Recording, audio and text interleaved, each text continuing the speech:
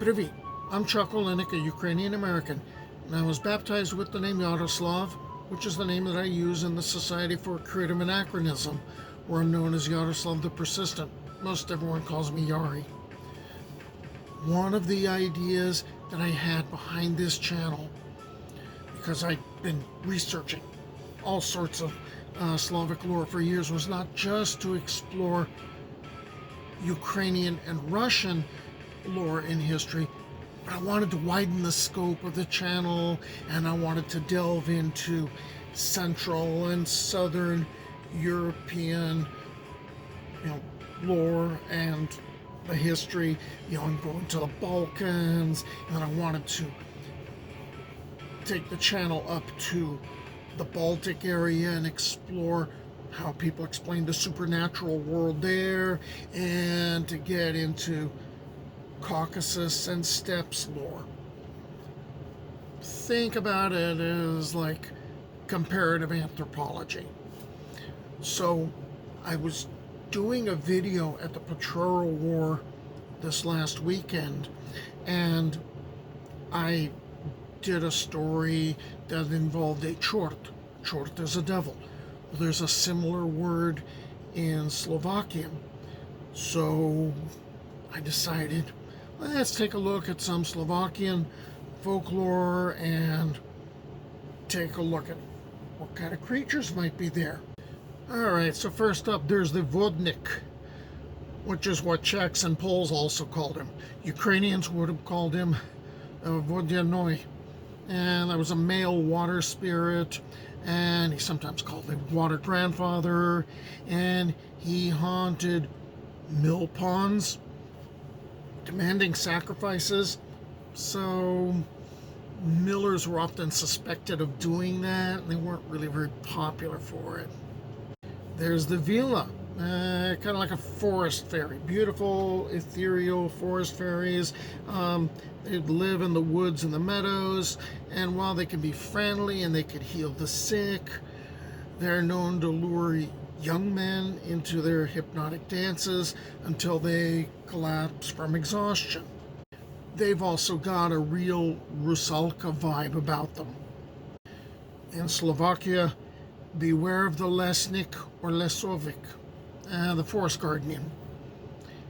The master of the forest and wild animals. He can change his size, sometimes towering over the highest trees, other times he's shrinking down to the size of a blade of grass. And he really likes to prank travelers and misleading them, getting them to go off the path. There's a very similar being, just has a slightly different name in Ukrainian and Russian. That's the Leshy. Okay, there's a female equivalent, the Divozhenka, or sometimes called Mamuna. The Poles would call her a Boginka.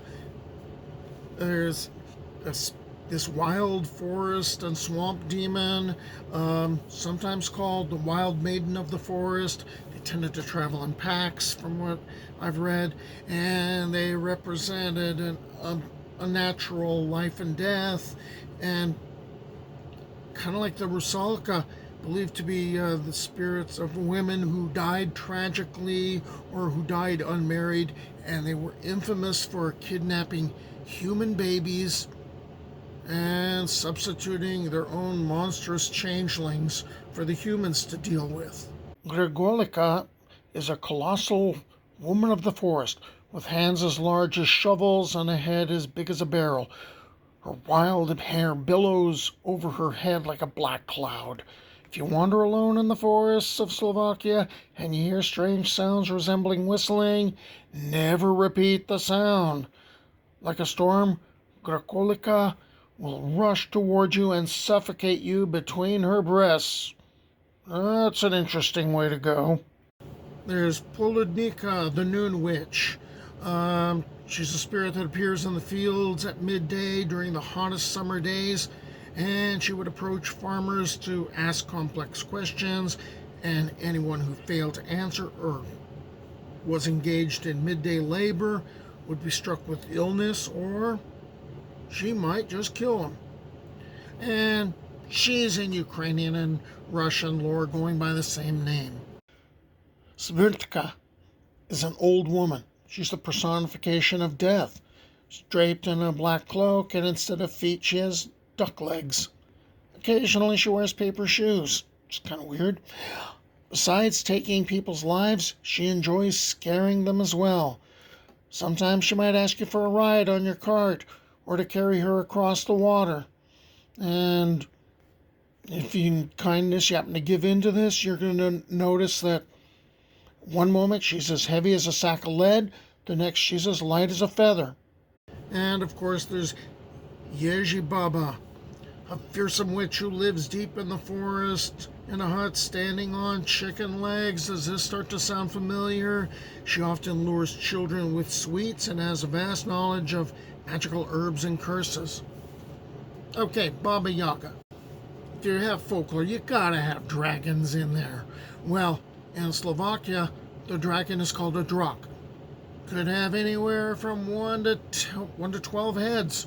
And, there's the usual being guardians of hidden treasures and underground gold and caves and all that stuff. Right? Usual dragon stuff. Then there's Svetlonos. If you find yourself wandering through the woods and darkness catches you, you better stay put. It's safer. You won't stumble into any pits, caves, or swamps. And that's exactly what the Svetlonos wants to do. He wants to trick you into falling into something like that. It's a dark silhouette carrying a lantern. Maybe there's a flickering flame, kind of like a will-o'-the-wisp. Its light might easily be mistaken for a distant home or a village light, but if you follow it, it's going to lead you straight into the nearest swamp where you will drown. Konyi bez chelusti are jawless horses. Yeah, jawless horses that sometimes graze on the edges of forests. You might encounter them mainly at night. Well, of course, anything that's spooky, you're going to have to see at night. If you saddle up one of these demonic creatures, yeah, that's a good plan. It could easily carry you off into the water where you'll drown. But if they're in a better mood, they'll transport you wherever you need to go and do it with unbelievable speed. It's said that jawless horses are actually disguised devils. This one shows up in a lot of different places. The Mora, a dark spiritual entity that brings nightmares, often described as a wraith or a shapeshifter. She likes to creep in and sit on your chest at night, causing sleep paralysis and bringing bad luck. Smok is a household demon. He can bring you a lot of money and fulfill a lot of wishes. You might stumble upon the Smok by chance, looking like a drenched little chick, or you can raise one yourself. If you have a black hen at home, take one of her dark eggs and keep it under your arm until it hatches into a Smok. It will either look like a black chicken or like a flying fiery chain in the sky. Here's your problem. The Smok is very hard to get rid of. If you fail, you'll pay for its ownership with your soul. The advice from older folks who have dealt with this before: be creative, give the Smok a task so that it cannot complete.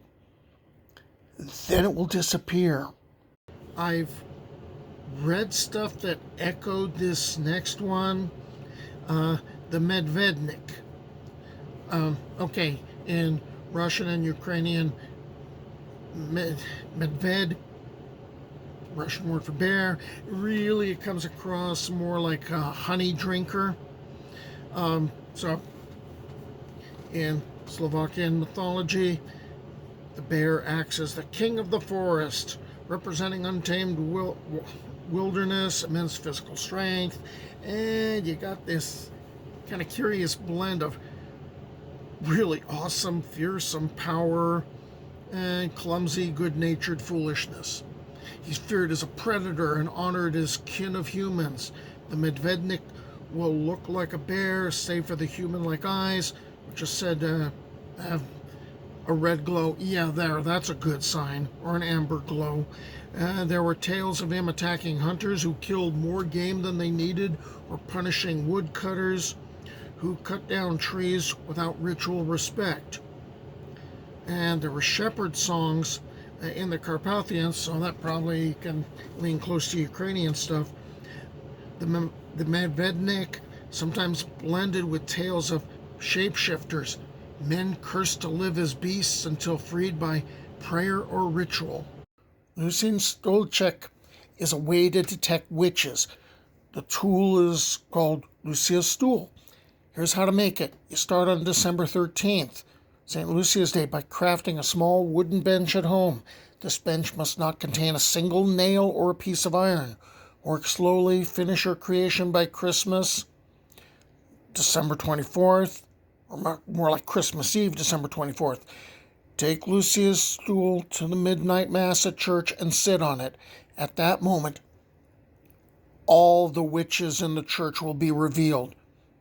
Here's the downside. They're also going to be able to see you, and they will try to silence you, usually by killing you. So while fleeing from them, prepare to scatter poppy seeds from your pockets along the way, because they can't catch you until you've picked up all the seeds. However, if they catch you and you do not swear to secrecy, they will break all your bones and your body will end up looking more like mud. Terrible way to die. This is the word that got my attention, that made me look at Slovakian stuff and also Czech stuff, which I'll deal with in maybe a couple of videos from now. The word chert. Basically a C with a little thingy above it and an ERT. Okay? That's supposed to be devil. But not like, the big guy, Not that one, but supposed to be a mischievous, sometimes foolish, lesser demon that roams the earth and is usually trying to trick humans into signing some sort of Faustian contract for the soul. Ukrainians would call him chort. And in some descriptions, they've got horns, they've got tails, they've got goat hooves. All right, so same concept, slightly different name because, hey, differences in language. Okay, last ones I'm going to take a look at, something called the Permonik. And these were gnome-like creatures that lived deep in the underground mining regions of central Slovakia. And they're supposed to guard precious ores, and they also actually help out lost miners. Okay, so just a quick survey of some other creatures that you may not have known about. Until the next time, do pobacenia.